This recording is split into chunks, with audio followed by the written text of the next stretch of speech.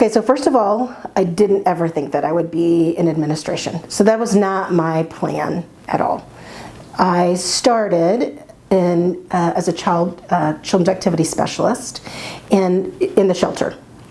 I started in 1990, and it's 2022, so 32 years in August.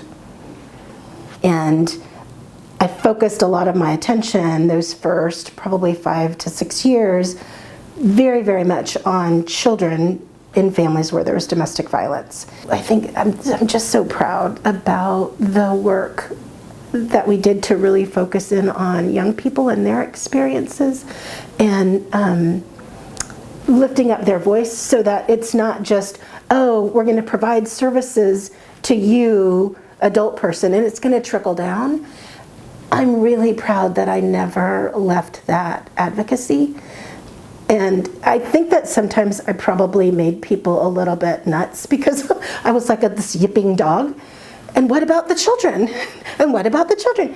And I'm really proud of the fact that I kept that. I think that was important. I see incredible strength in humans. I see incredible strength in survivors, and the fact that I see the strength and resilience that somebody has who walks through the doors or who calls or who is living in our shelters, that's what keeps me going. And I don't necessarily think, oh my goodness, you're making this great impact. I think, maybe we're a blip. Maybe we're a blip in that person's life. But I am so honored to get to see that strength and that resilience and the blossom and the bloom, and then they go. It's just incredible. We're really lucky that sometimes we get to see those people come back, and they're volunteers, and they're staff, and they're advocates in the community. Interestingly enough, the people who supervised me and the people around me fostered self-confidence that I don't know that you get everywhere. I didn't in other places where I have been, and obviously I've been here for the longest, forever. Don't go.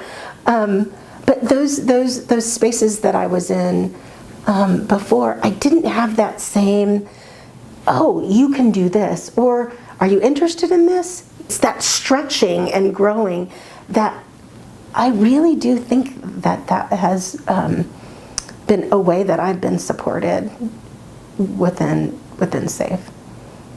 I know not every single day can be happy, happy, joy, joy, and the truth is when you're dealing in trauma, that is not going to be. There are days where your heart breaks. It just breaks because there could be a different way, and there could be a different outcome, and you want so desperately for that to be the truth.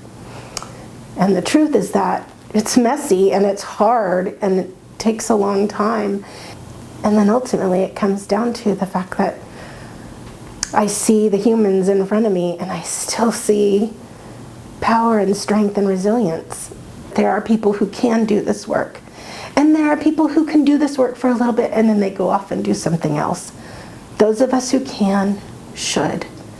And so I can and I should.